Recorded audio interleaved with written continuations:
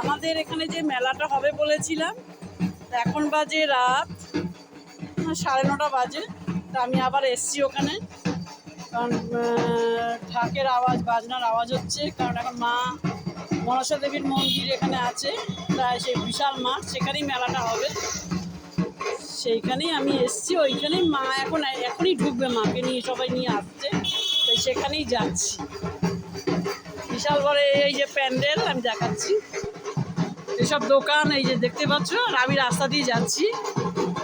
আরেকটা আগের ভিডিওতে আমি এই ভিডিওটা করেছি, তখন ওরা সদ্য এসছে। এই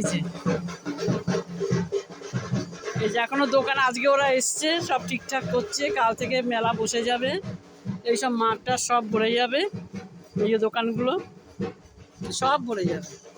ওই যে মনসা মায়ের মন্দির সুন্দর করে সাজিয়েছে, মা মনসার মন্দির। তা মা আসছে, চলো দেখতে যাব। এই হচ্ছে দোকান বসে গেছে, কাঠি ভাজা, গুড়কাঠি, সব রকম জিলেপি বসে গেছে। আবার ঢাক বাজাচ্ছে, ঢাক।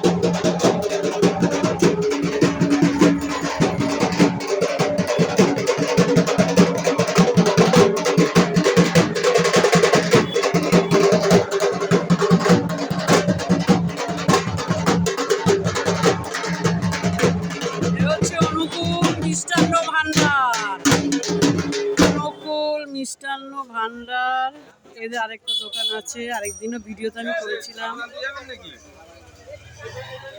না কে কে যাচ্ছে? সবাই কবিতা এসছে, যাবো কিনা বলছি। আমরা এখন ঠাকুর আনতে যাচ্ছি।